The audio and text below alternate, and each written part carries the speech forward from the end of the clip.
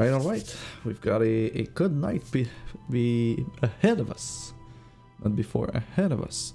We're going to play some Candle Wars tonight. So this is an archetype I've been tinkering with over the past few days. Tested many versions. They were all good. I mean, once you have a critical mass of Illuminate card, it's just you're just going to run people over, and with PvE, with the equipment, you get some amazing cards. What I've been trying to do over the past iterations were trying to find if I was able to find a build that would answer the biggest concern about the deck is when you're behind. And there's there's a couple, elites, and there's a few encountered in the game where, in the Frost-Ring Arena, where you even if you have a good start, you'll likely be fighting from a behind position, and it was really hard for the build. So I was searching for cards to go over the top, and the Crowd War really talked to me in terms of deck building. And we all know the power of the card, and even if they changed it, this remains a very, very strong card if you have the equipment slot open for it. And the other one was Confession of Embers, being able to just remove the board when you're from behind. That's key. It doesn't remove a lot of big things, but the early small things usually it gets the job done, and later down the road it can just be a lower costed Illuminate tree, which is perfectly fine on its own. So this is where I am right now with the list. I had one before that had a lot more card draw, and it had Scion of Livent. The problem with playing Scion of Livent is that if you don't have a lot of card draw and you can't refuel, and your top of the curve is Scion, you're not doing a lot of things with it. And since I was going for the Crowd Roar, I really wanted to go as wide as possible. And yeah, you'll notice here that every single card in our deck, besides the Crowd Roars, create troop.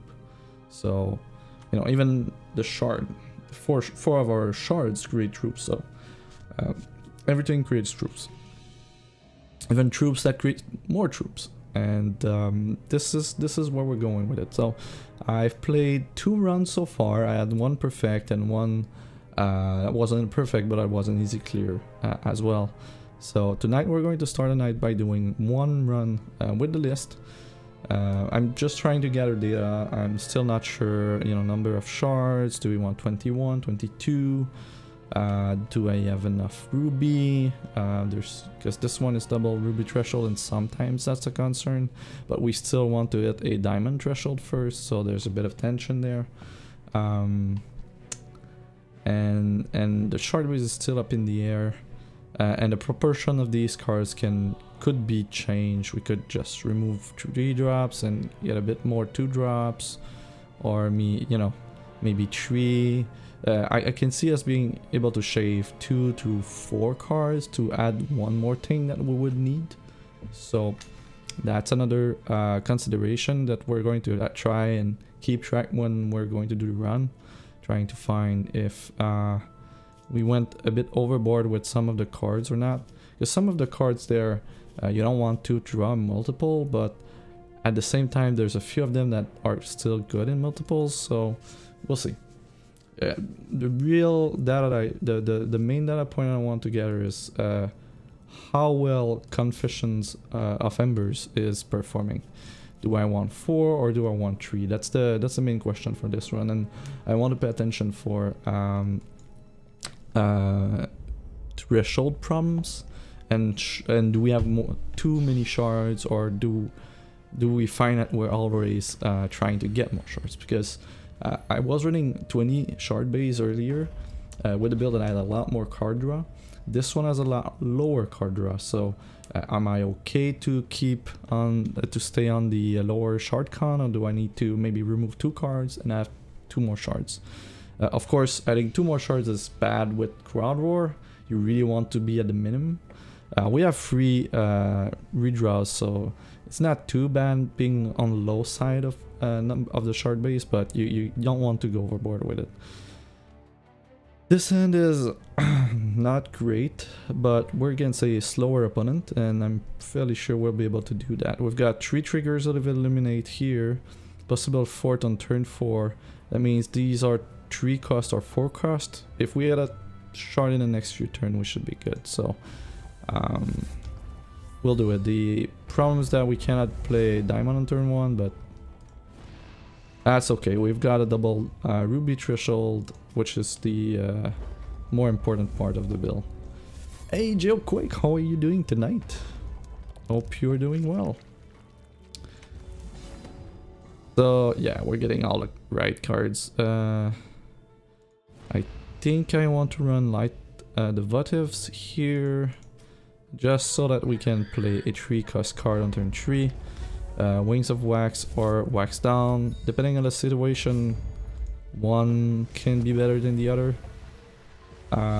In this case though, we're still not too pressured in terms of health, and we kind of want more eliminate triggers rather than less but bigger eliminates because of the 2 Light of Lumos that we have in hand. So I'm just going to go with the Wings of Wax, get a couple more triggers in, get some of these guys in, and we get the 4 here. It's perfect. Let's get another one, and now we could cure off Lumos. Do we want to cure off Lumos? We're not going to attack yet, but what we could do is just go super wide, and next turn we could potentially do both of these. These would cost 3, then 2. Yeah, we might be able to do both of these next turn, so I think just going to take a couple hits. We're at 18, there's no problem. We're on turn 4. We likely will get a kill on the next turn, but we'll see. While following your stream. Oh yeah, the Luminaries archetype in general is super strong. There's a lot of support for it, and it can certainly do a lot of great things. And here we can use a crowd roar, the trinket equipment to remove a blocker, and then we could do this and then attack for 1,000,000 worth of damage. Yeah, I think that works, right? We've got 8 flight troops attacking on turn 5. It's not too shabby. That works. That's a decent amount of damage there, right? And the goal with this list, you're going to be winning on turn 4 and 5. This is what you should be aiming. You should be aiming to set up on turn to win on turn 4 and 5. There may be some insane turn 3 wins, but they involve the crowd war. But they're unlikely. Like, just go for the turn 4 and 5. It's okay. You see these lists that can win on turn 3 and 4 consistently. But this one has a very, very low amount of clicks. It's super easy to play. And I have a feeling that once I get the best build, quote unquote the best build for the arena, when we're going to time this one out, it's likely going to be one of the fastest, if not the fastest. That's how strongly I feel about this one. Because there's no mechanics in the deck that really adds too much of, you know, compute time. There's a lot of selection though, but now that we're doing very complicated things. Here we're going to crowd roar, double crowd roar on 3, maybe. And then on turn 4 that could be a kill. No, we can only do 1 crowd roar here. Is it worth it? I don't think it is. I think I'd rather just go with these 2 and set up for turn 5 instead. Because we've got 2 crowd roar to remove blockers, so triggering them on the next turn is not going to be hard at all. And then we can just go use them both and just do something super big. Right, Hero Fall, no. Still works, right? Oh, that's right. We cannot Yeah. That should still be fine. Forgot about that. Yeah, we can get 2 crowd roars in if we want this turn. That's not an issue. Alright. Still attacking with these 2. And then we crowd roar and see what we get. Runic Incandescence is not too bad. And we can ready some amount of troops. Runic Incandescence. What can here. And then we do the other crowd roar. Wasn't the best crowd wars in the world, but that's enough, right? We ended up with a super nice board, and we're going to discard 2 tree card, maybe. Really not that bad. Really not that. Oh, I lost the. Oh no. Sensei plays extinction? Oh, that's okay though. Alright, we're fine. We are fine. I didn't recall that Sensei was playing an extinction in this deck. Can still surprise set up a couple here. And oh yeah, that works too. I go with just 3. Put on 2 turn anyway, but here we go.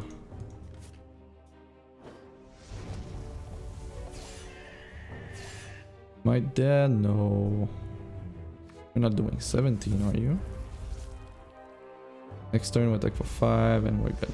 Okay. That's not extinction. We're okay. That extinction was a bit surprising. Or maybe it is that since he plays mostly Tunnel Troop, I usually kill him before he plays that. There might only be 1 or 2 in his deck. I don't recall him playing very many extinctions in the past, really. So, we'll see. Might just prefer something that doesn't give AI a fighting chance, but yeah. Well, it doesn't give much chance. Usually you set up and you kill them. You can go for Buri, but even Buri has some problems against the more aggressive decks if you don't have Spirit of Retribution. There's a Tron deck that mostly stomp everything, regardless of what they're doing. But that price tag is so high that now a lot of people are running it. Okay, I like the what ifs, that's perfect. Turn 2. Usually I want to get 3 candles before the end of turn 2 if possible. Not one of these turns, but you know, we get 2 and possibly 1 at the start of our next turn, which is not too bad. We've got a Confession of Embers here, so not going to block just to trigger it, but might want to go for it at some point. Here we go, candle, and this, and then we could wax down, surprise block, gladiator 6. Do we wax down surprise block? It might, yeah, I think we might do that. And if we lose something, then because I have a feeling that if we take the next hit, it's going to be decently big, and we may not want to do that. So going to lose one of these, but that should be fine.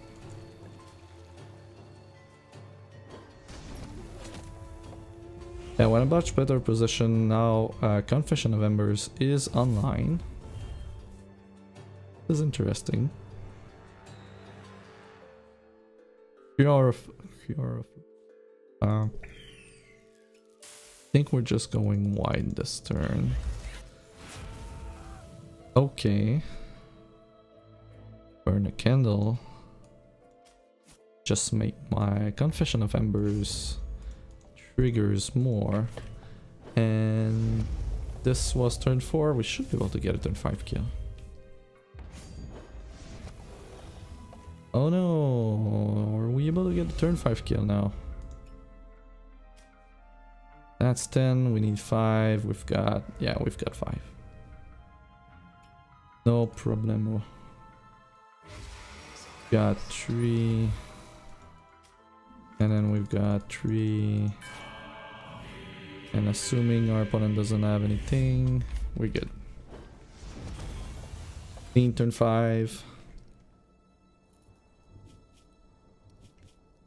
So I like that the fact that Confession of Embers can be just be Illuminate 3, and that works well.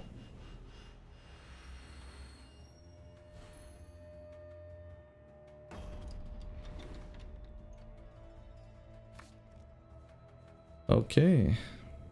Yep, that's a good end. Against the elite, we don't want to attack with the small troops, so we're just going to go...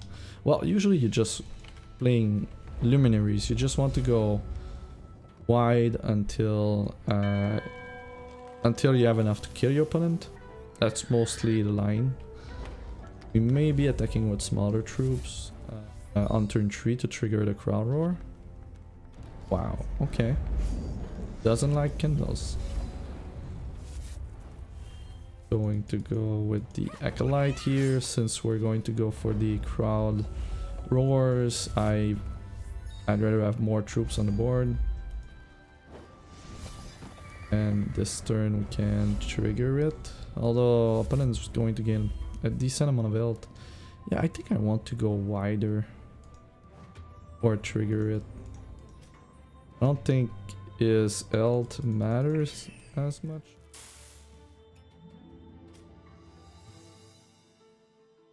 Are we okay with the trade? Let's just keep us with 4. And is he going to attack? Okay, that's good. Alright, no troop. No troop, that is perfect. Oh, he does have... Yeah, he's playing some repels and such. So this turn we're going to lose a troop. Likely this guy here. But we should be able to hit with 3 troops. Meaning we're going to crowd war for a decent amount. Oh, no removal. Wow, okay. Deal. Nice. Guy, nice, also nice. This guy, also nice. We can now cure off Lumos. We could wax down and cure. I think I just want to light them up. And do we want to go wide with this one? I think it's going to... Do we have enough? Could do both right now.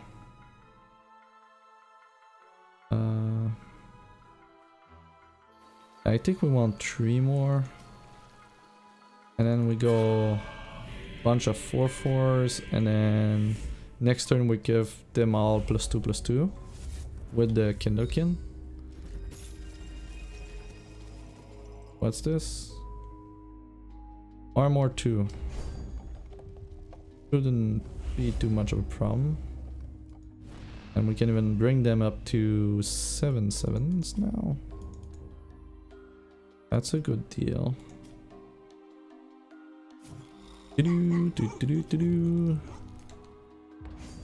Let's go. Oh, I don't have the key.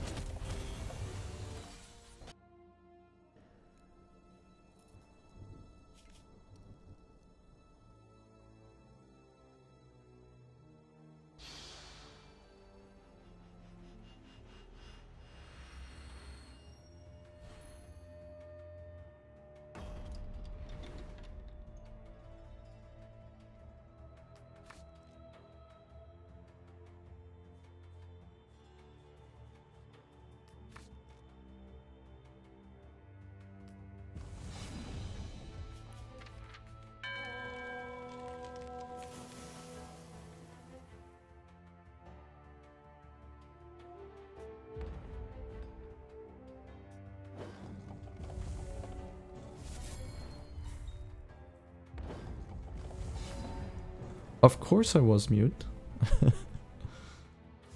Let's see. Light derivatives. Okay. And then we're going to go with another one. Got all the thresholds that we need. And we're gonna go with this. The card that we really don't want to see is Empress of Ice. That card really screws our whole plan. Fine. Got 4. We could do these 2. This is exactly what we want to do. And again, I don't want to go super wide against this guy. I just really want to go like next turn we can go plus. Can do 4, 5. See if he counters this. We want to make them big. I think we go one more. Then we go +2, +2. And we start pressuring. Now, Cure of Lumos might be our next play. Taking another turn, easy. Yeah. Good old Crispin providing an additional turn. That's fine. I think we've got a green light to go real big right now. The sad thing that Crispin is there, but for the most part, we're good. But this is, you know, it's more of a concern against the elite version. You can bully the non-elite version. Usually it doesn't play most of the 5-cost cards that are problematic. Beside the ads. Oh, we already have one.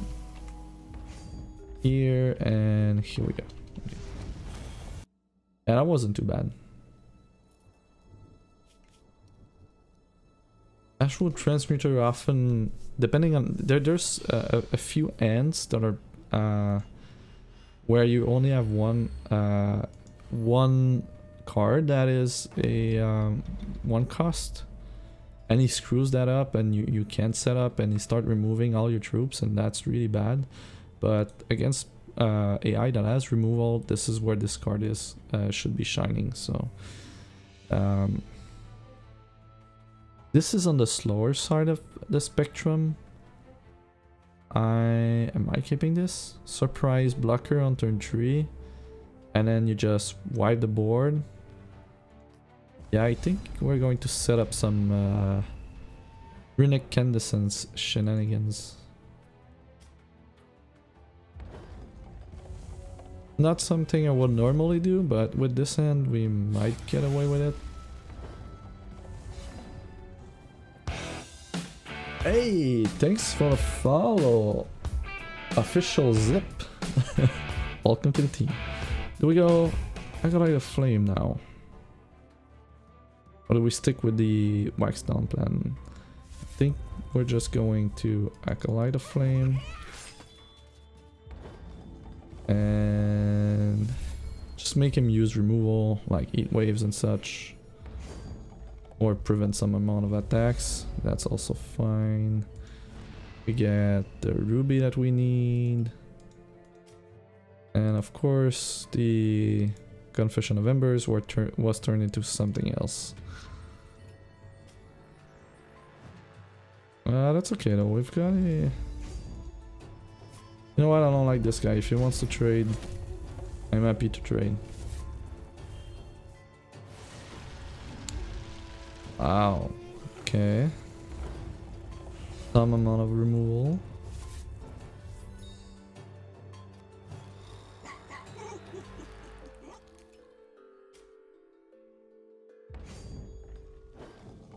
Okay, so before the next turn we can... No, not the Kindle Kit. Please, that's eliminate 2 for 1. What is that? Okay. Fine, that's fine. Fine. Alright.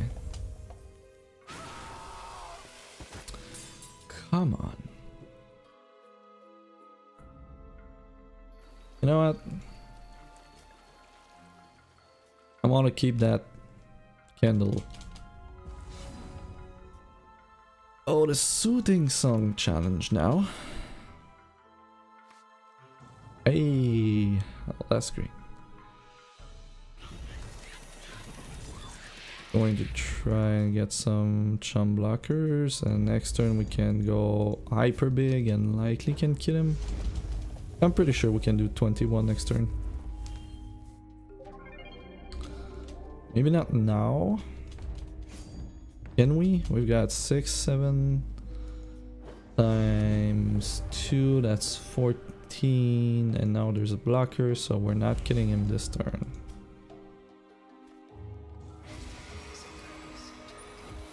Okay. Oh, that was the Confession of Embers. That reverted back from the runic. Okay. Well, you know what?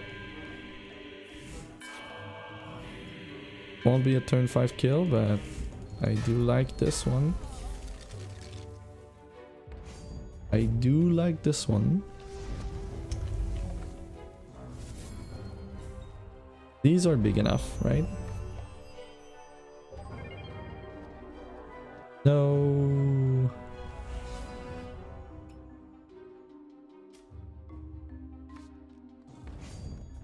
Could even go with 15 more damage if we wanted, but that's okay. That's okay. We'll stay there. Like, we're going at a very fast pace right now. I'm streaming, talking. I'm not particularly trying to be fast, but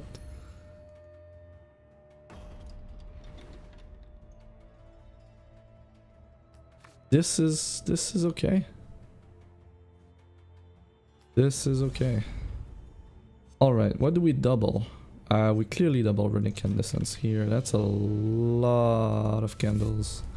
And against an opponent that has a lot of removal, that's going to be a key card here. We don't want to get it discarded or something like that, because that, against the blast things, that can certainly happen.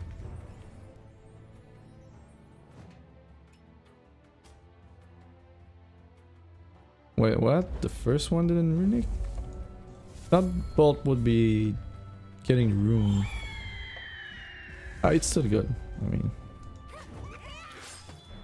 we don't want to go super worried against this guy. He has a lot of removal and border wipes, recurring border wipes.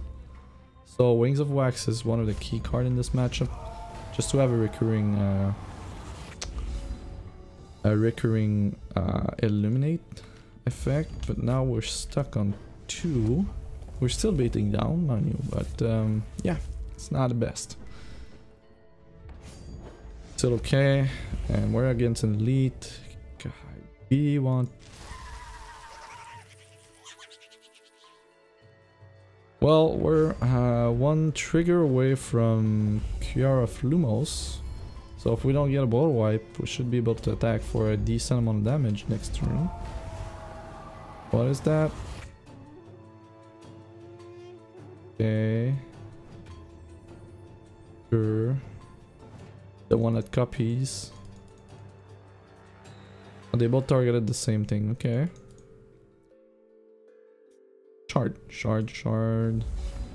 Yeah. No, I'm going to go tall.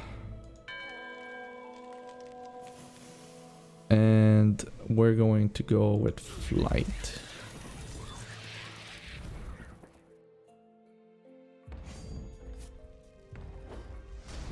That way in the upcoming turns, if we need to, we can set up a end of turn wax down into a Cure of Lumos. Would be perfect.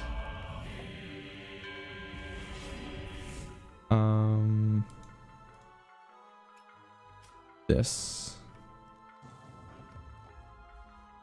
What do we do here? Do we attack? I feel like we do attack. Do we cure? I don't think so. Surprise wax down is likely the best plan.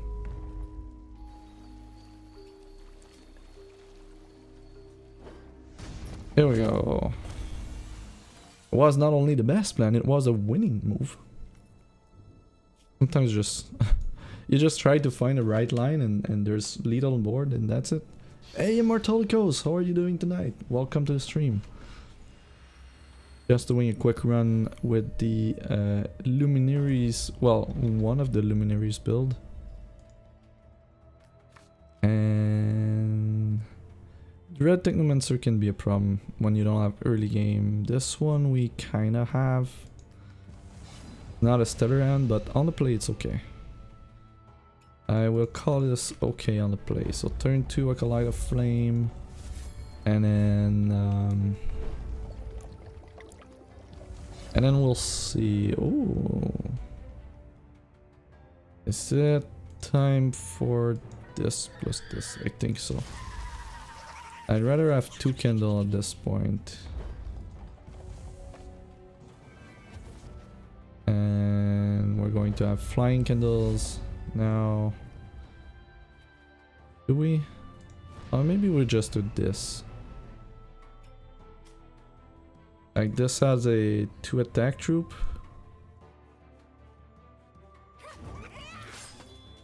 On the board. That's more pressure, and if we want to not go super wide, we could just use these next turn, make them 3/3s and kill him in 2 turns. Kill him on turn 5. We're going to have a free crowd roar at the end of this turn, which means I'd rather go wide. So I'm going to go wide. This, oh sure. Not going to be a free crowd roar, but it's going to be a 1 cost, which should be enough. Confession of Embers, yeah.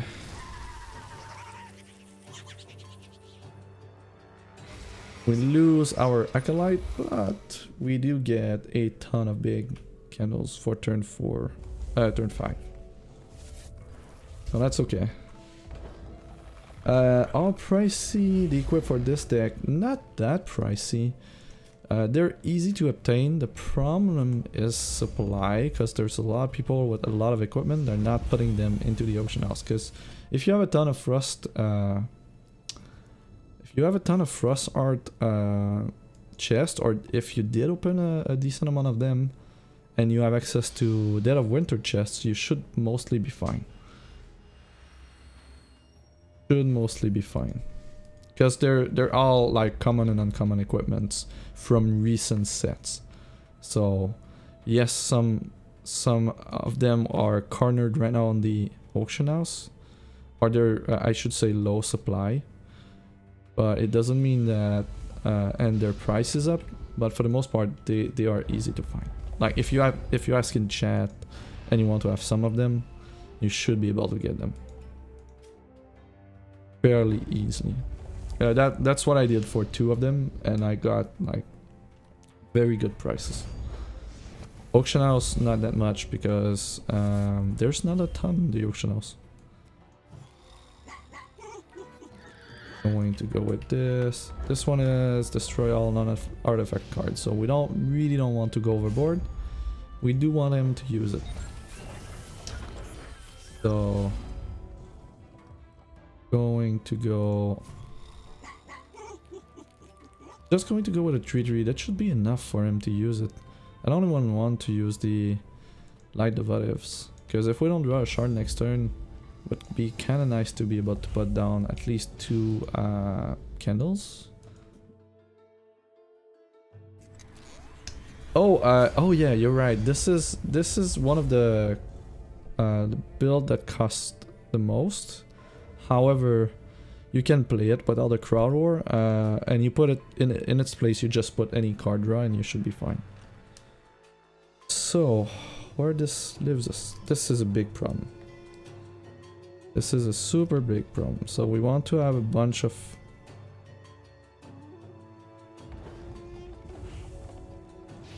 So what we are going to do here is... wax down, lose 3, this one costs 1. And then we can kill all of these. Doesn't work. Okay, so we take the hit.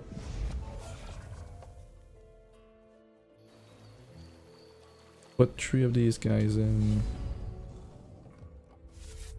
It is what I was hoping for.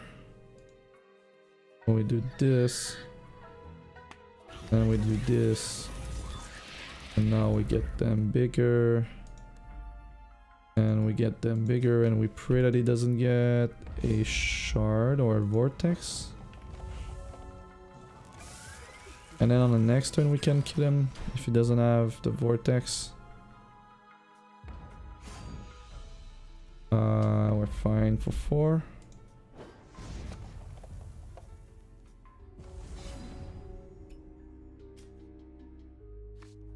Can we do 26 this turn?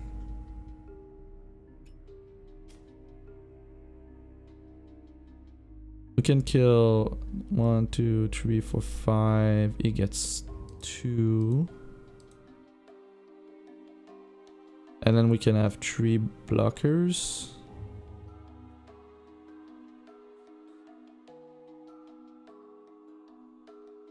These could be 7. So 4 times 7, it's 28. So we win.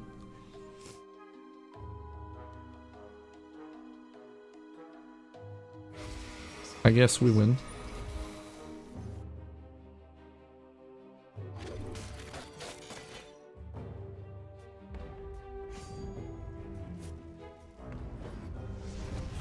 And here we are. So we had two cards that gave us the win there. Pentio can be extremely annoying. Like really annoying. It's part of the few encounters where if he has a good start, not very many decks can win.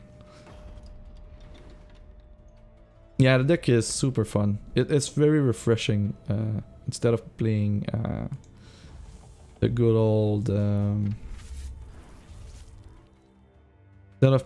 old Bury decks, this one is great. It's not the same challenges when you play it as well, so it's kind of refreshing for that.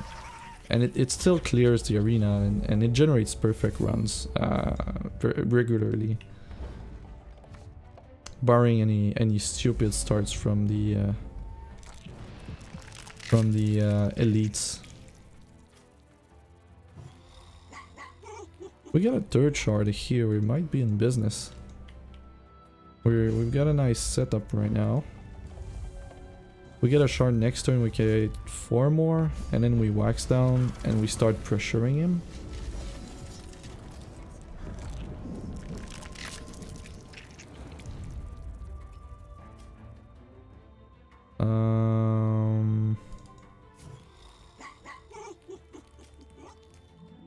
I will likely lose 1 candle, but I'm okay with it.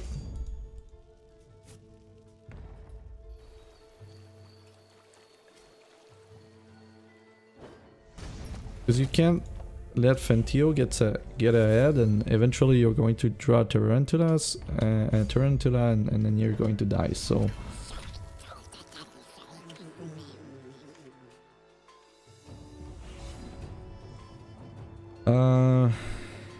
yeah, this is where we want to kill him super fast, so...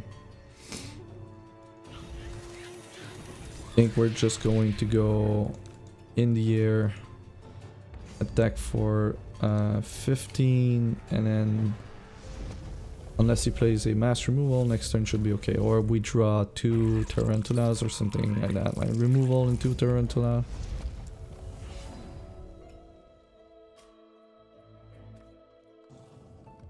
Alright, so we win.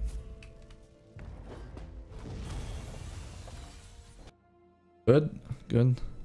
I don't think, well, you know what, If you want to buy the cards for gold, it's going to be costing more than usually it would, because the Luminary archetype is good in Standard, it's good in Singleton, it's good in Rock, and it's also good in Frustrating Arena, and it's also good in the campaign, so it's mostly just good. So the cards are kind of hard to get for gold. It doesn't mean that you cannot have a low cost build for it. Hey, look at that, we've got a burning banner. That's usually a very fast kill. Next turn we get 2 more candles.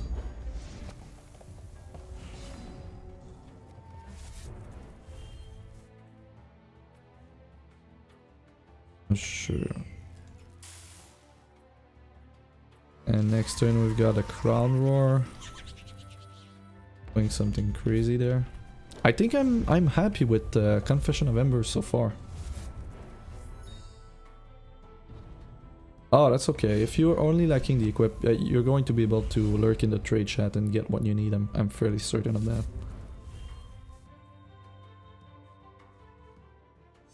Removing a blocker and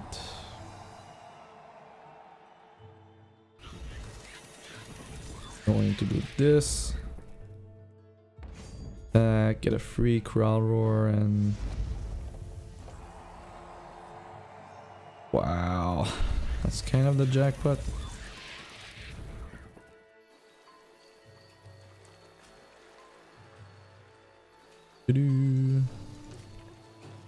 Okay, that should be enough, right?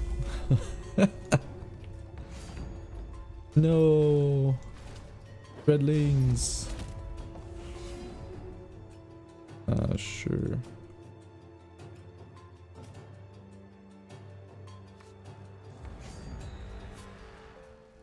That should be enough. A lot of candles. There's something fun attacking with a bunch of very big troops.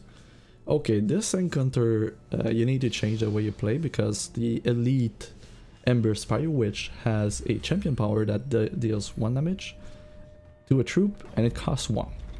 So our troops are all 1 defense at the start. Like the Kindle Kit is really not good. What you want to do is play multiple candles in the same turn. So this end normally would be super fine, but in this encounter it doesn't work well. We can set up 2 candles, two candles with this hand. Do I want to remill again? I think I do. And it's worse. And this is not very good. Alright. We're going to need some range. Some Kismet Love here. The second hand could have been okay, but at the same time going for the big plays against Ember Spire Witch is the way to go elite. If we hit our shard drops, we should be fine. There's no point in playing a Kindle Kit alone though. What we want here is just play... Next turn we create a bunch of candles. And hopefully they don't all die.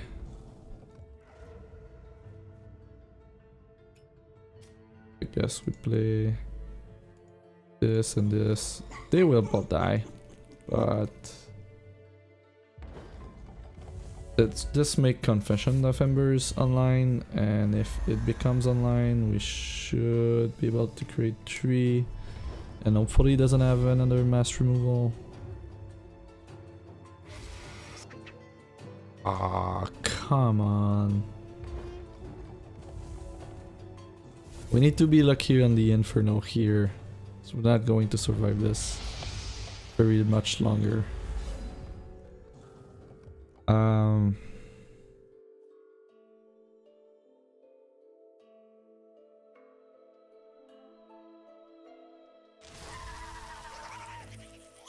This kind of work.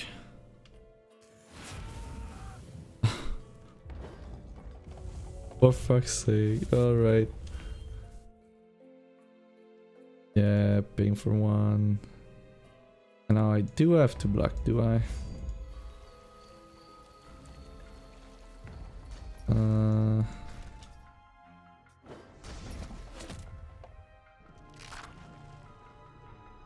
my 2 cost.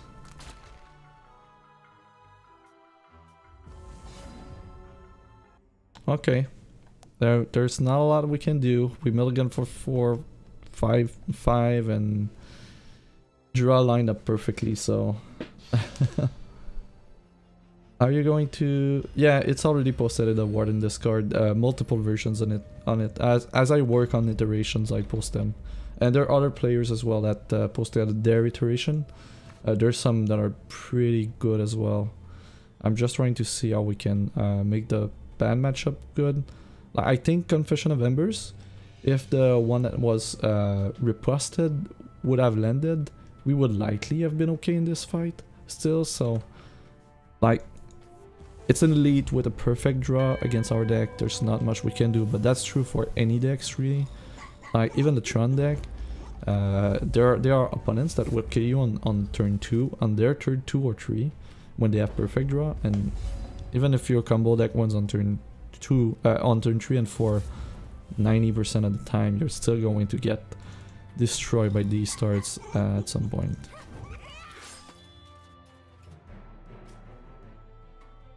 So this is a good start, like Kindle Kit into Acolyte. Kindle Kit turn 1 is super good. We draw a Roar, that would be nice. Okay. We still have our threshold. I feel like right now the thresholds are coming fine. Really want to play the Kindle Kit, so do this. And we attack with everyone. Next turn we go big. Yeah, well, yeah. Can we? Yeah, I'll go 3. They need to be 5. We're going to miss 1. Depending on the card we draw, we might kill him this turn. I don't think this is... Nah, this is short. Is it? 3, 4, 5. No, we're good. Oh no, he's at 24 now. 24 now. Never mind. But we've got 2 more. Yeah, that's not enough. 22. Not so bad. Like this was nearly a turn 4 kill, so that works well.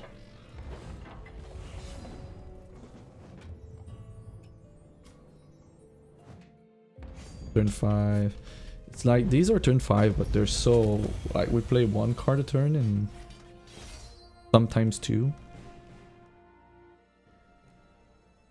We just ran over anything. Oh wow, this and Ogard are the Elite Ogard and Elite Slyuntress are the hardest by far.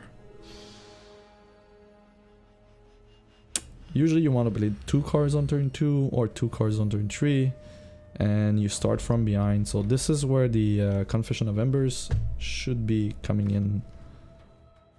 And the end. Yeah, this is perfect end. Very good end.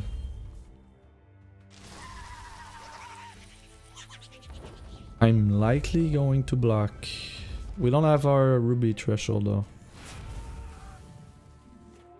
Yeah, we're going to want to find our Ruby threshold. Second Ruby threshold decently fast here. Going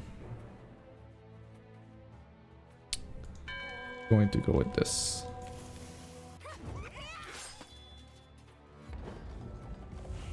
So we're still not too far behind on the board. And that's fine. Cassia starts with a decent amount of health, so we're good. Okay, whoa, that's good.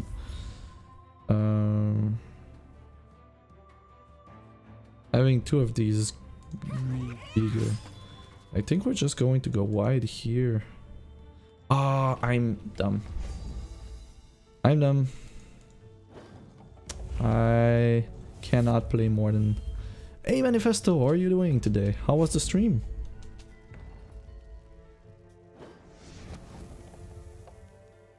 I assume I would be playing more than 1 card. Oh, that's nice. All cards will be cost +2, but we're going to have -4 on them, so they're going to be -2. That worth it? Next turn we're going to get it. Big. Yeah, we kind of want to play the cleanup game, I feel. Let's try it. Rolling the dice a bit here, but I feel like we have a decent board. And we should be able to do something. Okay, we need to make sure that we're not busting here, so everything is +2 now.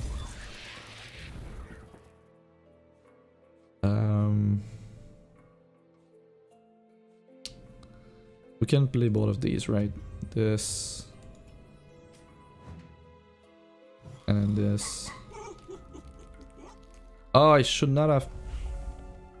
Shouldn't have played the Kender Kit and then used 3 resources on defense. Okay, so we really want to play Confession of Embers next turn. That means we are blocking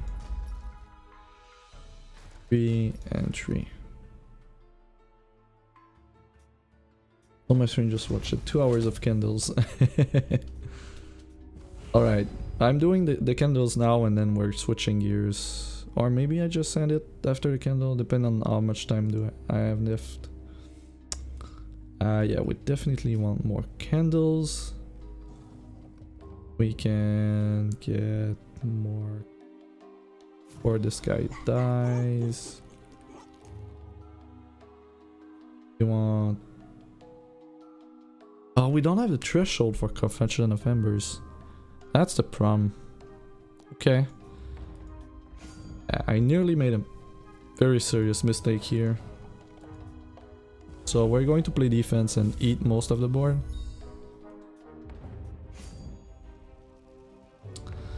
Alright, so you die. I think I won't have a choice but to trade. And I'm eating the bigger ones. You die and you die. I think that's fine. Bravery. Hey! Quite good. Thanks for the follow. Appreciate it. Welcome to the team. Okay, so we're doing great, right? This should not change the outcome. We've got a 1 cost Confession of Embers. We've got a couple Kender cans here. We get a Ruby Threshold. We're going to be in a fantastic position. Oh, you know what? I could have Crowd Roar this turn. I could have Crowd Roar.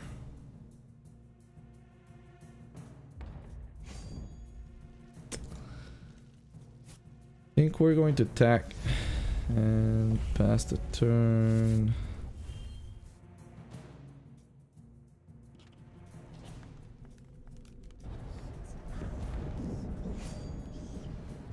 Yes, we won't have much choice. Like 14 is achievable this turn.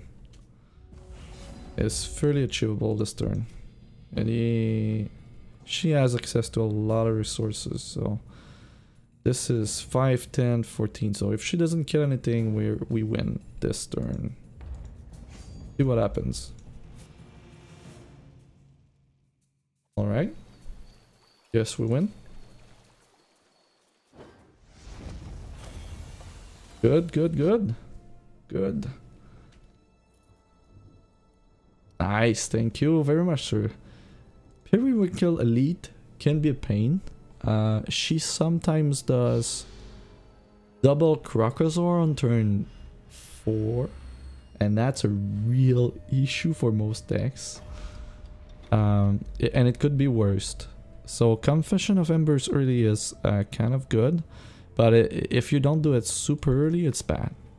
We just want to run her over. This is the kind of start that we want to run her over. So this is a race. This is not... We're not playing defense. We're going to go big and fast. We've got an excellent start for that. Because on turn 3 we're going to have 4 candles attacking, Crowd Roar will be free, and we should be in line doing some crazy things. Light the butters. Got 4 candles, so hopefully next turn she has only 1 blocker. That would be the ideal scenario. This is not the ideal scenario. Okay. What do we do with that? Can go with a full cost crowd war next turn. I believe this is what we're doing. Hopefully she does. The next turn she has access to. Do we try to push this? No, we can't. Alright, so we're going to hope that her turn is not too problematic for us. But it could be the death of us right now. We'll see. Yes, she has access to 5. And she can do this. Okay. That went above expectation. Wow. Okay. That was clearly above expectation. So going to go big here. Because we can't we're going to lose the game if we drag the game out. 100% going to lose it if we drag the game out. Oh. We're going to hope that our draw here as a shard wouldn't be too bad. Because it would mean that we get to get a eliminate trigger. And hopefully one of the eliminate 3 cards, any of the eliminate 3 cards should be pretty cool. That was an extremely good hit. And most of the troops now will be out of reach of any Crocosaurs or rather big troops. Unless she kills us next turn, we're good.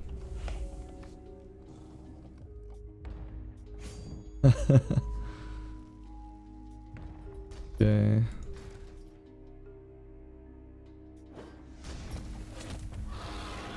Hey, double Crocosaur with 2 damage pings.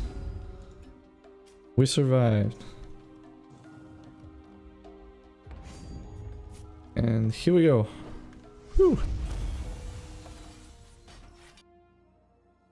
Crowd War definitely made a difference there, because we could easily have lost at least 4, maybe 5 candles that turn.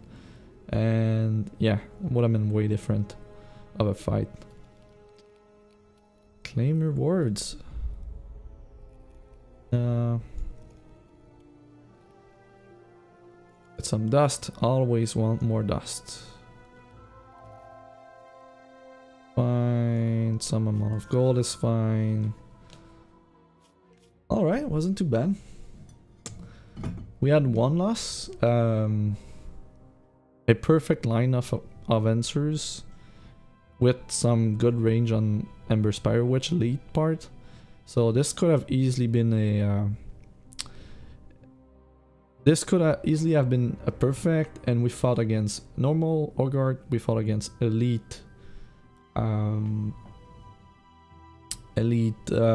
Huntress, which are the 2 decks that are troublesome. Like, the good draws of this deck will run over any AI. Maybe the only one I can see being a problem with a good draw is Elite Ogre, but it's true for any deck. There's not a single deck that doesn't struggle against Elite Ogre, so that's okay. And he's the boss of the arena, so that's fine. I think I love this one. I wasn't sure about a Crowd War and Confession of Embers, but they seem good. It's only 1 run though. It's the 3rd run I do with this configuration, but I'm starting to think that I didn't feel like Confession of Embers was a dead draw. Even when we started with it in our hand, we can kind of sculpt a position on the board where they become relevant. Crowd War help us go overboard on difficult encounters, and this was the purpose of Crowd War, so I love that.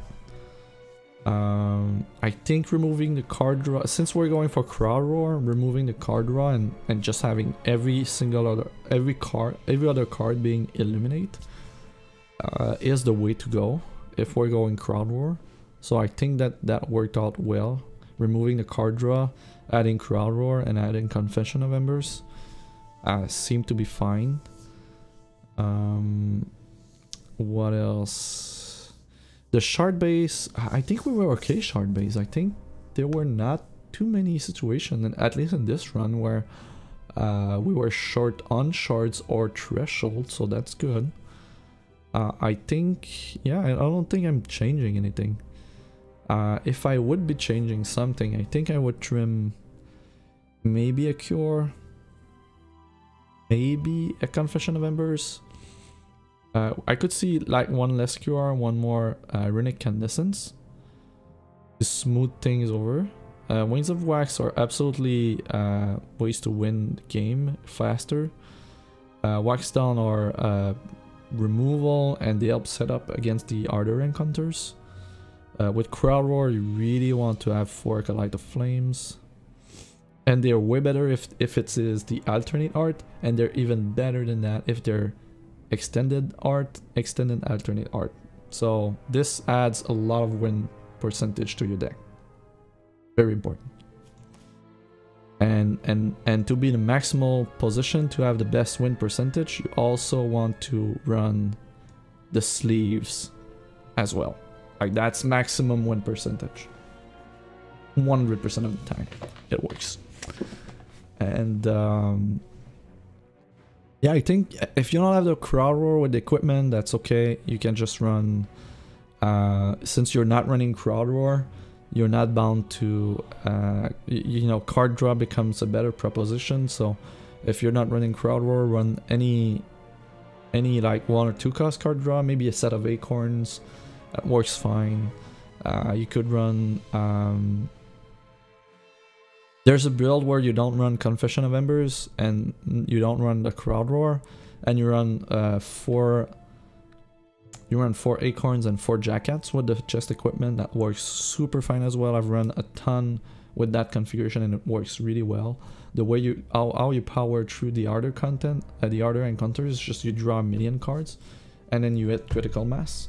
That kind of build usually plays Science of Livent, because you can fuel your hand and you can play a bunch of cards on the same turn, and Scion really take over the game in that situation. But when you don't have a lot of card draw, Scion of Livent, you saw that we usually empty our hand by turn 3 or 4, and Scion being the top of the curve at 3 wasn't really good without a lot of card draw, so that's why I removed him from the build. You can run without the shards, but Wax Sacrament really makes a huge difference. Like, being able to play a shard and also have an eliminate trigger, like that's 16 1 cost eliminate triggers. That's the maximum you can get, and you really want to hit critical mass with the low cost eliminate triggers. 2 costs are not too bad, even more so if you're running Shard of Conquest, but you want to play a 3 cost card on 3, and you want to play a 1 cost card on the 1. And usually on turn 2 you either play a 2 cost card, or a 1 cost card and a slow shard, or 2 1 cost cards. This is what you want. And on turn 4 you either set up for victory or swing for victory.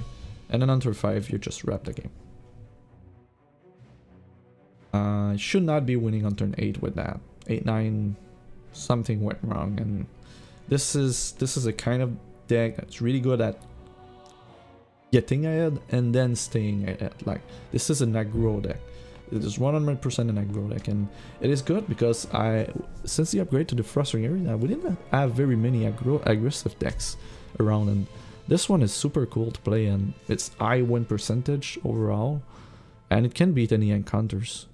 It's just, yeah, I believe this configuration can beat any encounters, and I think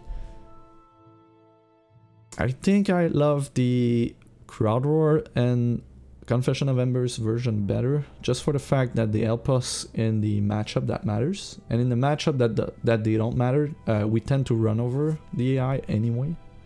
So I think it should be fine. So overall, it was a good run. We don't have a lot of time left, so I got about 25 minutes left. I'm not going to do another run, but I've been working on an article, and since I have a few people watching, I want to pick your guys' brain about something I've been working on. It is a suggestion for how to, I call it repurposing PvE, in a sense that right now the tension between PvP and PvE is weird. Like there's a very big tension between two modes of play, because for the most part the problem is that when you play PvE right now, there's not a lot of incentive for you to interact with PvP players. The only incentive is that you need a lot of stuff from them. I mean a ton, because the great majority of PvE items, they come from PvE through PvP. They come from chests and Mood of Fate rolls. So you're very dependent on the PvP player, but you don't have anything that they want. The only thing that they may want is gold, but they don't really want to spend their gold, and they don't even have gold. They don't have interest in getting gold. So I started to think about what can we do, what can we change in the game to reverse that tendency. I want to see, because the idea of the PvE players and the PvP player working together and having cross interest is really great, because if you really have that in the game, that synergy between two gameplay modes, it's going to be amazing, because your PvP player will want to play PvE, or they will want what PvE player gets when they play PvE, and then they're going to invest in it. That will raise value of PvE, which makes it a better proposition for players. And if you line up what you get from PvE and get rewards that PvP player wants, and you even add more value, like right now I think that's the opposite, right? It's a relation that one needs the other and the other doesn't even need. Like PvE player, they need PvP player, but PvP player, they don't even care about PvE at all. They don't need anything from PvE. They don't have any interest. What we need to is balance the shape. We need to make sure that PvP player, they need or they want something the PvE player says. And for the most part, it's not going to be PvE equipment or cards, because they don't have any. They cannot play with them. What we want them to want is gold. Well, that's my conclusion. So I'll run you through my article. I'm going to spend the next 20 minutes working on it. And if you have any ideas or questions about it, feel free to ask them. As soon as it's ready, I'm going to post it somewhere. I don't know where I'm going to post it right now. It's likely going to be on the Warden's website. And yeah, that's mostly it. I think we could do... It seems to be a weird zoom. Give me a second. Letters are not readable. Change much? Is it better to read now? Not quite sure. Oh, I'll leave it like that. No. I'll leave it like that. So, repurpose of PvE. The idea is that we currently have PvE and PvP player well, they don't really interact, right? Let's say interact with each other. The idea of the idea that that PvE, I'm going to rephrase that.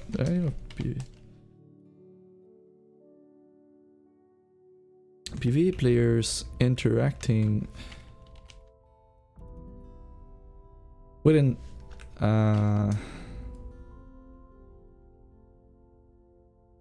game is a very good.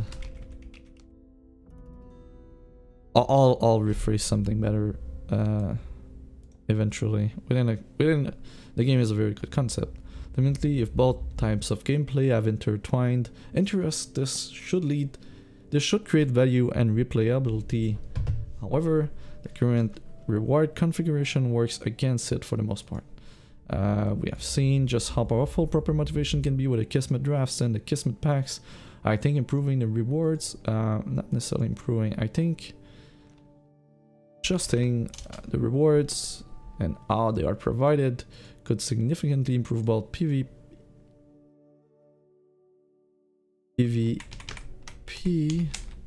and PvP in PvE at the same time. Okay, so that's the gist of it.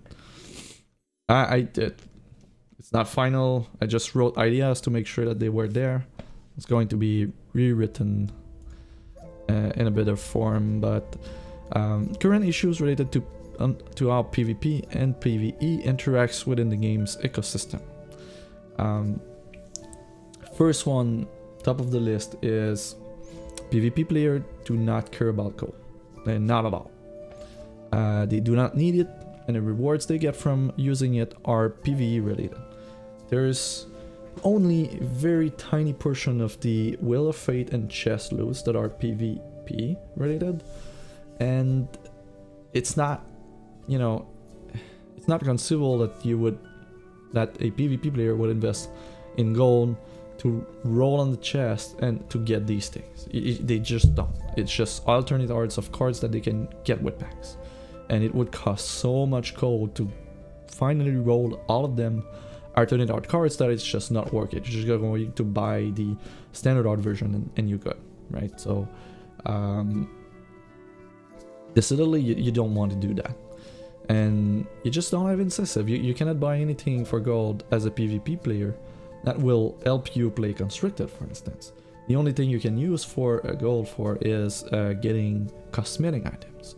They're not required, and they don't add value to your collection for the most part, and they don't get you anywhere. Like, it's not something you can farm to get rewarded, and that's the core of the issue. The other problem, as we mentioned in the introduction, is that PvE players have very limited access to the great majority of PvE items, and that's a real concern, right? You're playing PvE, you want to have access to PvE items, but when more than 50% of the items you can get in the game for PvE are coming from chests that are coming from packs, that's an issue. Because if you're a mostly PvE player, you don't want to buy packs to then get chests, to then roll with gold on the chest, hoping you get the equipment that you need. That's just that doesn't work at all. There's no, with the way the pricing work on the Wheel of Fate and the chances of the loot drops on the Wheel of Fate and the chests themselves, just that's not a work. Like, it requires such a big investment of resources to get everything. That's just mind-boggling. And if you do want to have a steady stream of chests, you likely want to be playing limited, and you play a lot of them, and ideally maybe go infinite, but you're playing PvP at that point to farm PvE. Because right now in the game, unless you have already a good gold farming setup, you don't want to farm PvE for anything. Like, it's not the best value in the game. Best value in the game is you go and draft. And yes, you can farm a decent amount of gold if you farm in PvE, but that's assuming you already have what you need. So, and even then, you're farming gold to trade it for platinum to buy the equipment and cards that you need. So it would be nice if you could just play PvE and get the equipments for the cards that you have, for instance. But right now, 80-70% of the cards that you use in PvE, they're not PvE cards, and any PvP cards has their equipment in chest and Wheel of Fate. They don't have them in a campaign, they don't have them in the first ring arena for the most part. That's a big issue. So they require you to buy packs. You need a gold investment to get the good ones. PvE also includes retired sets, which means that the availability of equipment for old sets is just going to get worse. And this is also another big issue. We've got a lot of old sets in the game, and they're being rotated out of the store, and PvE not being that popular right now means that there's a low amount of equipment for these sets being available, and it's just going to get worse. And we cannot even buy the packs now, but we can use the cards in PvE, and there's a lot of commons that are great for PvE, that are really good to be used in PvE. And this is where you would want to use them, because you're not going to use most of the old commons in Immortal, right? So the only place where you can use them is PvE right now, and you don't, right? You don't have access to them. So that's another concern. Like we need to address that. We need to make sure that the equipment for the cards that you can play in PvE are available outside of the chests and the Wheel of Fate.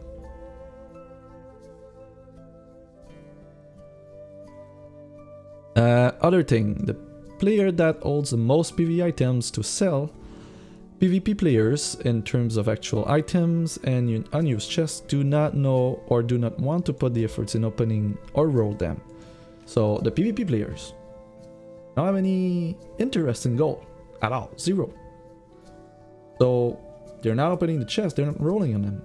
So some have a ton of chests that are not doing anything and just, you know, sell them for people that invest heavily in them. But even then, investing heavily in chests is not that great of an enterprise unless you have access to a lot of gold very cheap, and that's not even 1% of the players, not new players and not casual players. And PvE is mainly targeted for new and mostly, you know, casual players. So yeah, that doesn't work. Auction house, discourage player from posting multiple individual items. That's another thing, and there might be a fix on the way. But for the most part, if you try to put multiple individual items on the auction house, it's super long. Like you have to click multiple clicks, you have to figure out the prices, and then it takes like nearly 30 seconds per item when they're different, and if you have a big collection, there's loading times, so it's not that great. And if you have, say, 20, 30, 40 equipments that you want to put on the auction house, different equipments and a couple of different cards, it easily can take an hour just to post things on the auction house. No one wants to spend an hour posting things on the auction house. No one. We're in 2017. We're not in WoW vanilla. No one was that. And not even that. When you do that, you don't even have access to information about price. You either have to rely on third-party sites or search on auction house before you post the item. And if you need to do a search for each item before you post them on the auction house, it's going to take you 3 hours. I used to post things on the auction house. I would literally spend an evening every week just posting things on the auction house, and that's what it required for me to be active. And at that point I had a lot of resources, but I was spending 4, 5, 6 hours per week on the auction house. That's crazy. Like, how can you expect that the people that have a lot of items, mind you, we're not even speaking about PvE right now, we're just speaking about anything. There's so many cards right now in the game and not in the auction house. Not because people don't want to sell them, it's just because it takes too much damn time to put them.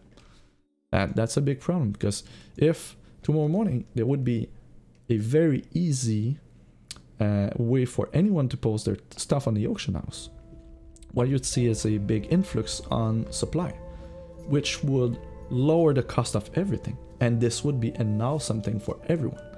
The price tag of the game would go down, the availability of a lot of items would go up, and then you see a lot of people interested in PvE starting to brew more, because it would be super cheap to have access to a lot of stuff at common and uncommon. But right now we don't, we just don't.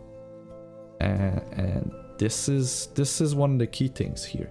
This is not related, this is related to both really, but the fact that right now the biggest, the core of the supply of PvE items is within the PvP player ends, and they don't care about it.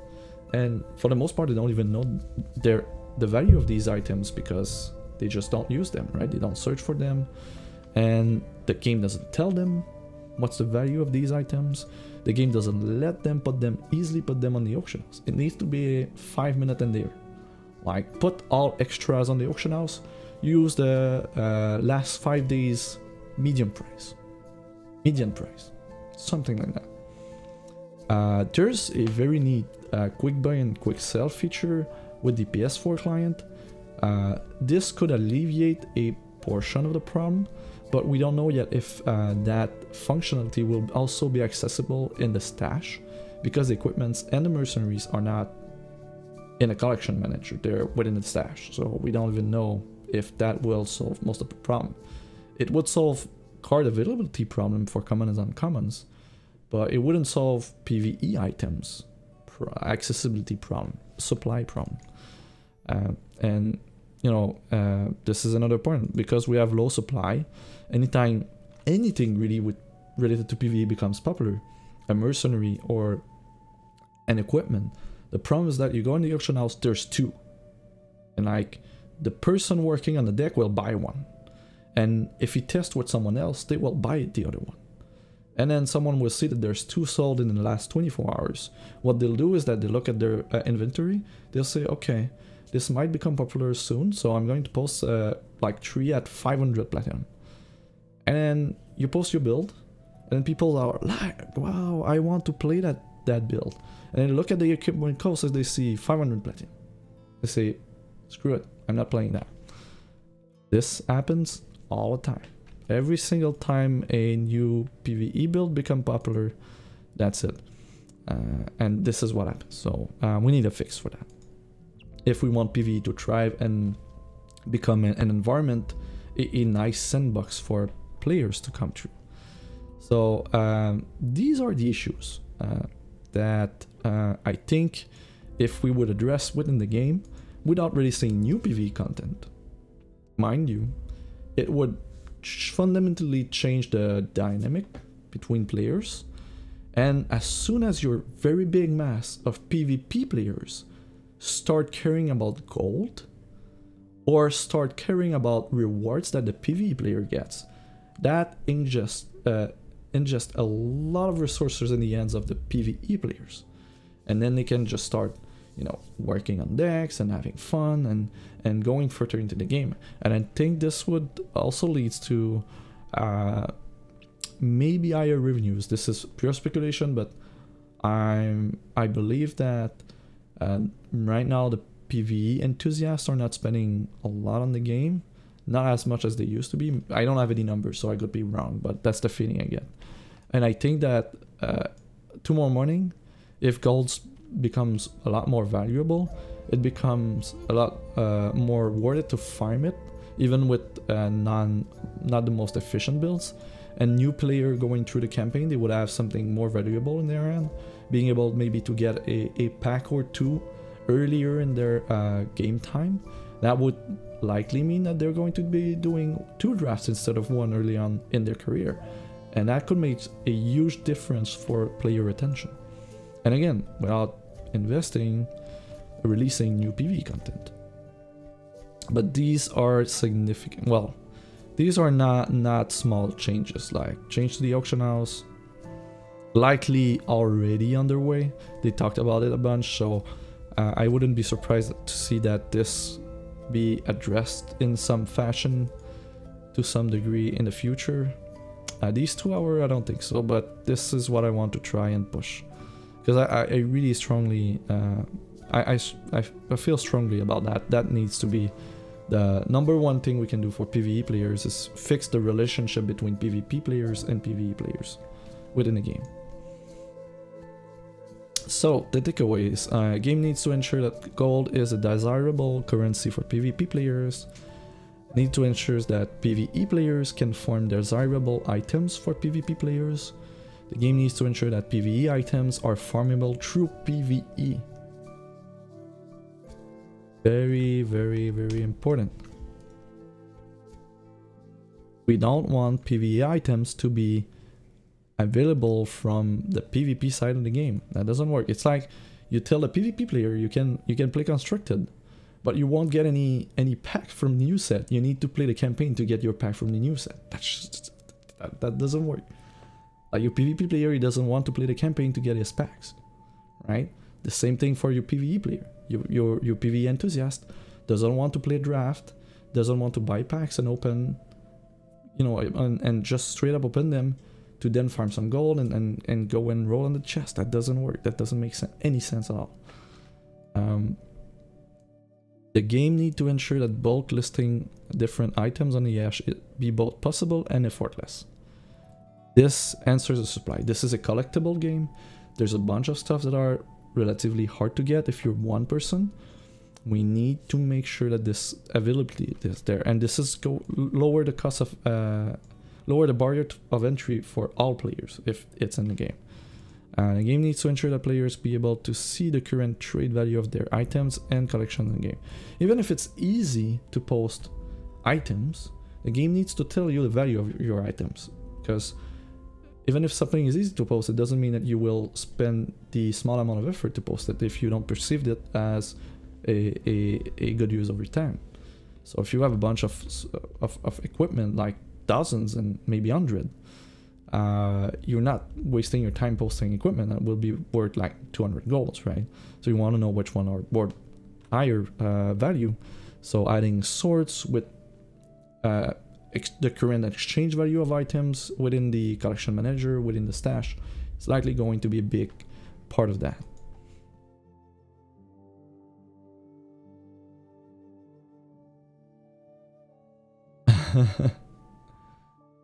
Oh, that's the thing. It doesn't encourage your PvE player to play PvP, because if they're interested in PvE, they don't have a competitive mindset. And a lot of the reason why you would want to play PvE go against the fact, like, this go against the context of playing against other players.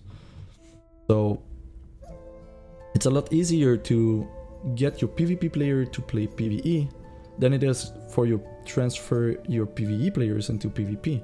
That's really, really hard, at least from my perspective. I'm no game designer. I just spend a ton of time on the game and playing PvE and trying to create guides and trying to help new players. And this is the result of all my experiences and what I learned about the game doing so. Encourage PvE player to sink more money into the game. The thing is, you're not encouraging a PvE player to sink more money into the game by telling them, go do PvE, you're going to get your stuff. PvP, you're going to get your stuff. What you want them, the way you want them to invest is, oh, there's a really rare item and I need a very strong deck to play in this, and I'm going to do that, right? If tomorrow morning the PvP player would open up their inventory of items, you'd see a lot more PvE player play more of the game just to get them because they're within reach. If they're not within reach, they're not going to invest. PvE player, they don't want to play PvP. They want what the PvP player have right now.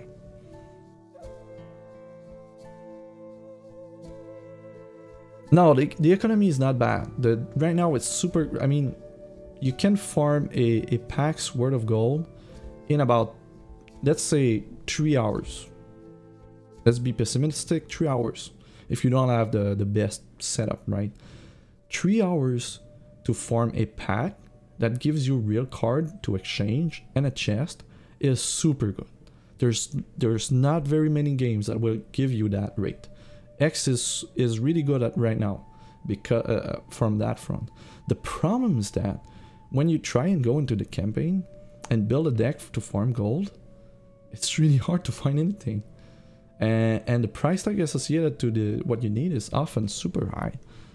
And not a lot of people are interested in play the lone Exokoi or the lone Kitty Peel build because they're just they don't have a lot of play to it.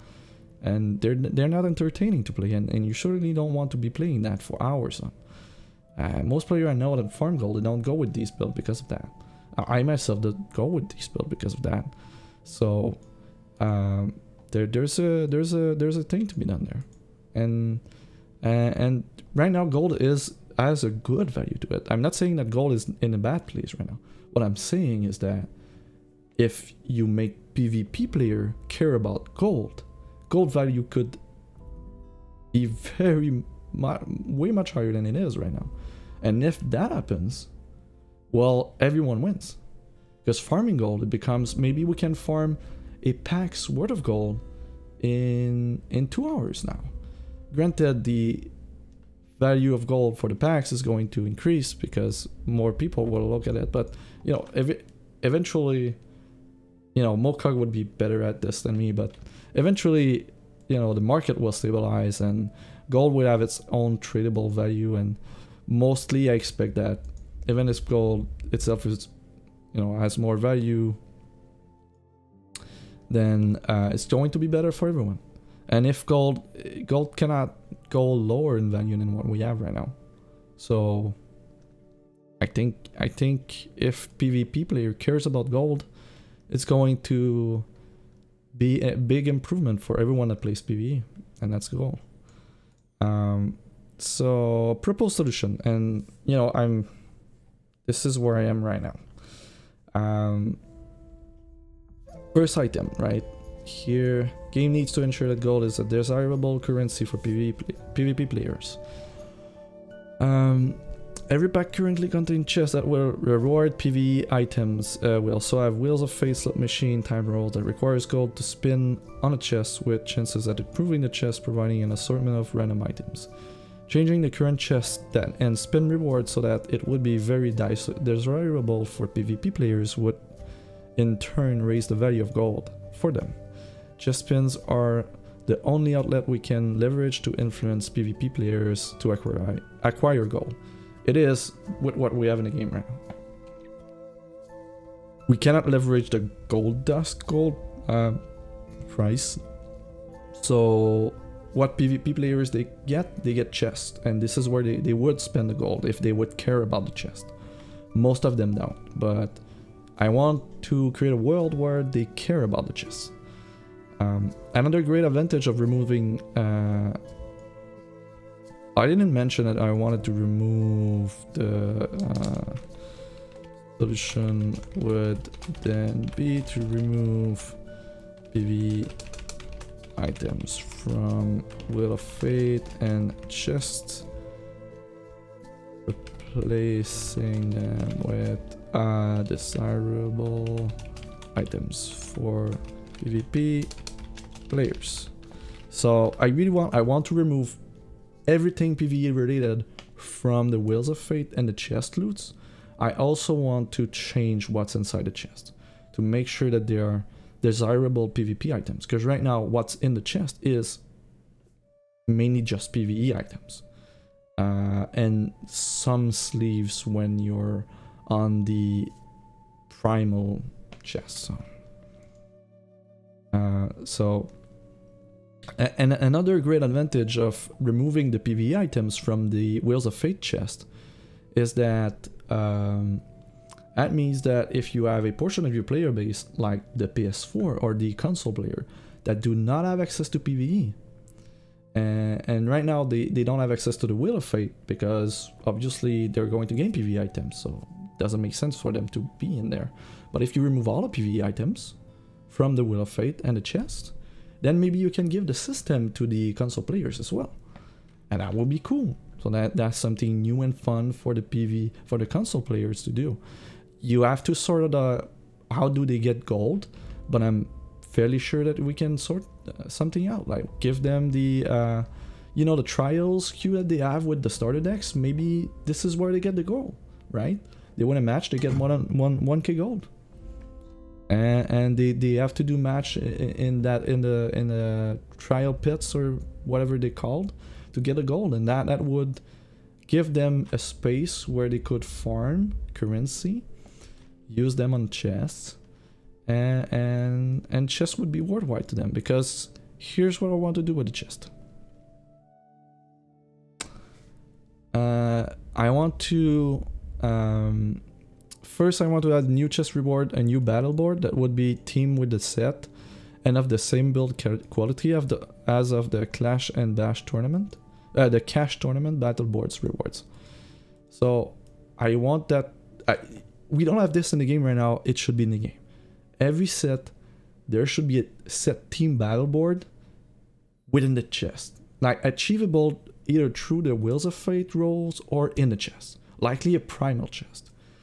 And I'm telling you, if you had a very nice battle board in the primal chest, people will want to run. PvP players, they will start to look at a primal. Like right now we get non-animated sleeves. They're good, but they're not, compared to the tournament sleeves, they're not great.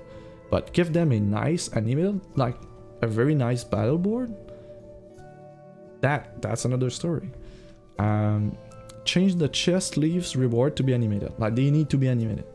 Kismet sleeves, they were really great. They were big, they were flashy, people liked them.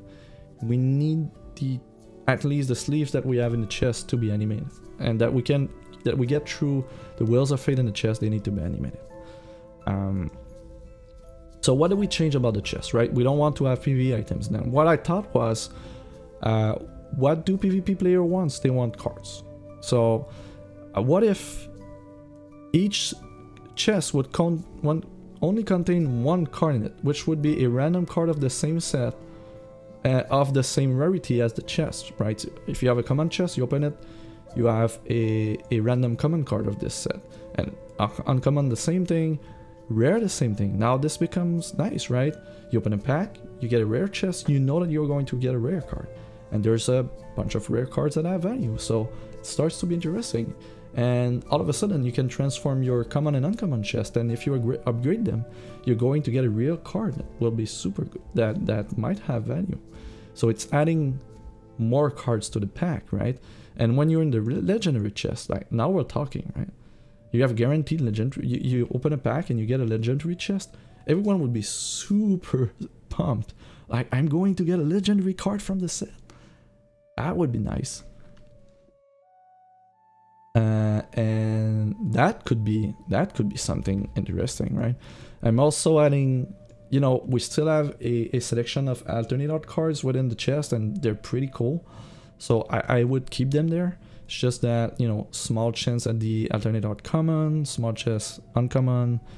I don't know their distribution for the rarity of these, so blues, I'm just, you know, giving here some ideas about them, but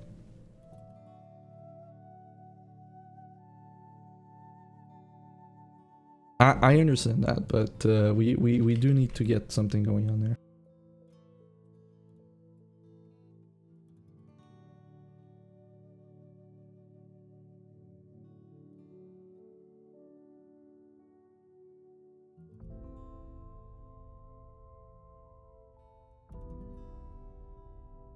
So yeah, they need to be desirable. Right now, their level of desirableness, I don't know what the English word for what I want to say, but the level of desirability is way below the number of efforts that you need to deploy to get them.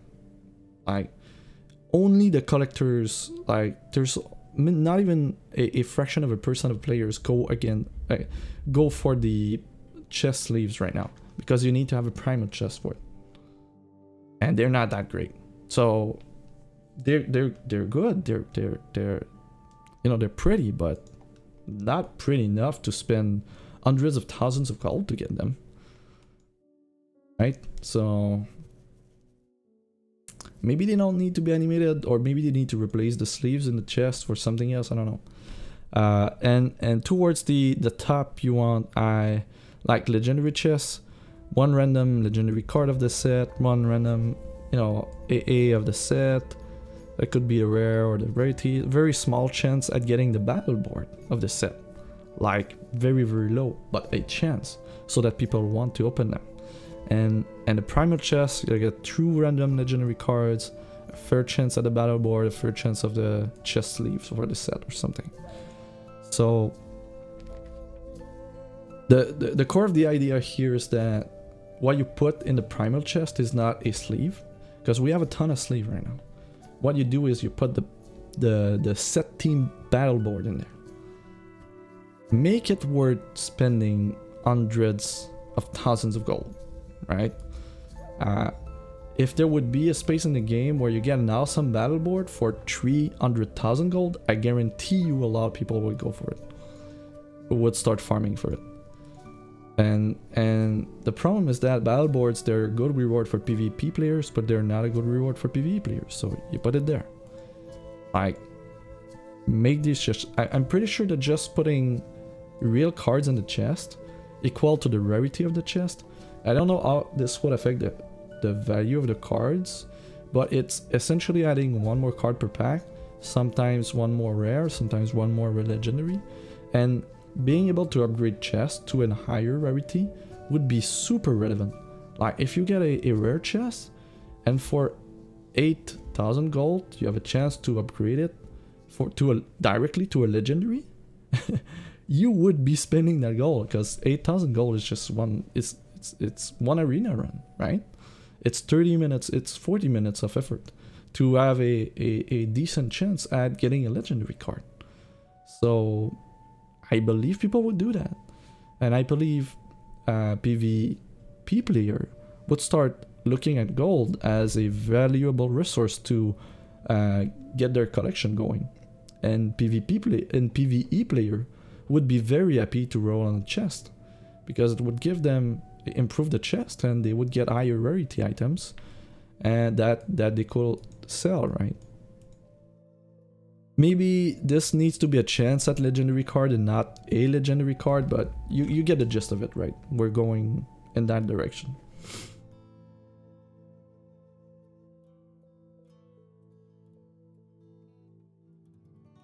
It's not necessarily less profit for X if you need to spend resources to get the additional card. That's the thing. You're not giving the additional card for free. People need to invest a decent amount of gold and resources and playtime to get them. And this is where you get the value. So, and here, you know, this is a suggestion. The ratios for the rarity of the cards, they might be different, right? Maybe legendary chest is a chance at getting a legendary card, and you make it so that we can more commons and uncommons from the chest, for instance.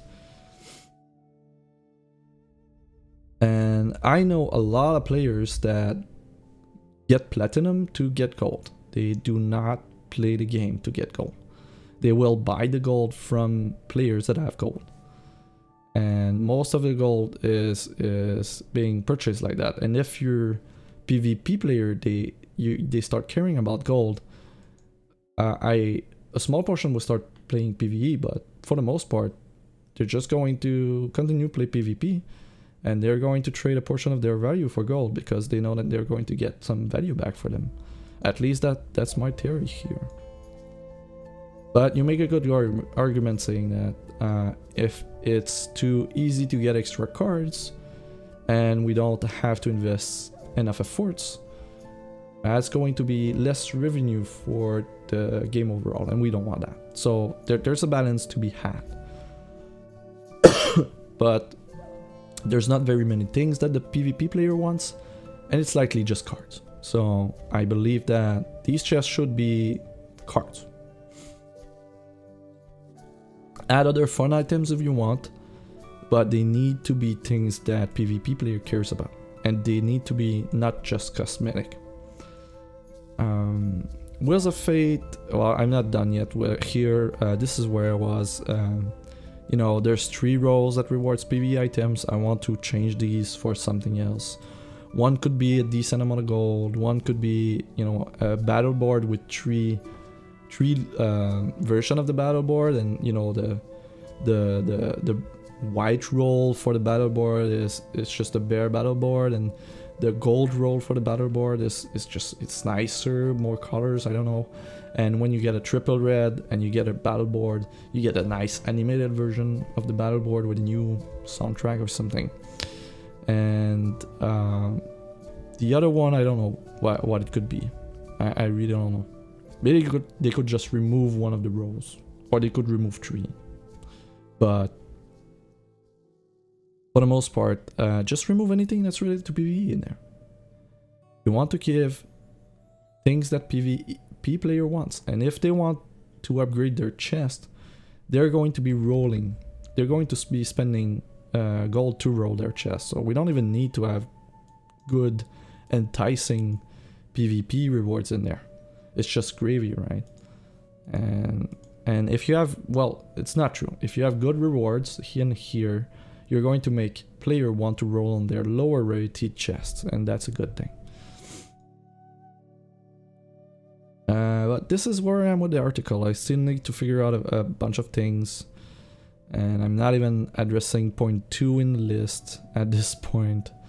So PvE players can farm their durable items from PvP players, blah blah blah blah blah. The auction house items are going to be, the 2 last items are going to be easy to write. These 2 here I'll need to spend more time, but this is where I'm going with this. And I'm hoping they'll be able to finish this before the end of the holidays and post it somewhere. But yeah. A few fundamentals, tensions that we have right now between PvP and PvE, and if we manage to bridge the gap, I think we're going to have a very nice environment for PvE players that will also improve the quality of life for PvP players. And I think having a good balance there is going to be a key factor for success for X in the long run, if they are interested in PvE at all in 1 or 2 years. So we'll see, but I will wrap this up here. Let me know what you think. Either send me a private message, join the Wardens of Entrat here in the what's the command? Are the commands working? They're not working. Okay, but it's in the stream title, so if you want to join the Wardens of Entrat, join the Discord. There's a ton of player there. Answer any question any time of day and night. There's also Wardens of Entrat website that you can find all in the description here, and send me a message if you want to find them. You can also like and subscribe on Twitch, YouTube, Twitter, in-game everywhere. I'm there, so don't hesitate to commenting. And if you're seeing this on YouTube, don't hesitate to post your comment on the video and tell me what do you think about this. I want really appreciate. I want to get some feedback, right? When I published the paper in its full, I'd say release form, complete form, I want this to make the most sense. I don't want this to just be a suggestion and figure things out. I want to go 1 or 2 steps beyond and try to see if we can together with the community design something and get our, you know, give a shot at design, right? Because right now they're not working on PvE. Their main concern is growing the player base, and that's fine. That's a good business decision right now. And they're going to only be, you know, high level designing PvE for a while. So this is a great time to make suggestions, because they're likely not too far in the development, so that they cannot move. So if we can just sneak in, you know, some ideas, maybe they will flourish, and maybe they will have a chance to impact the final product or the next few releases that we get. And that's the thing here. That's the idea. Even if the suggestion is bad, maybe there's something in there that will make them spark an idea and that will improve the game. So that's where I'm going. That's why I'm doing this. We'll see. So have a great night, guys. See you next time.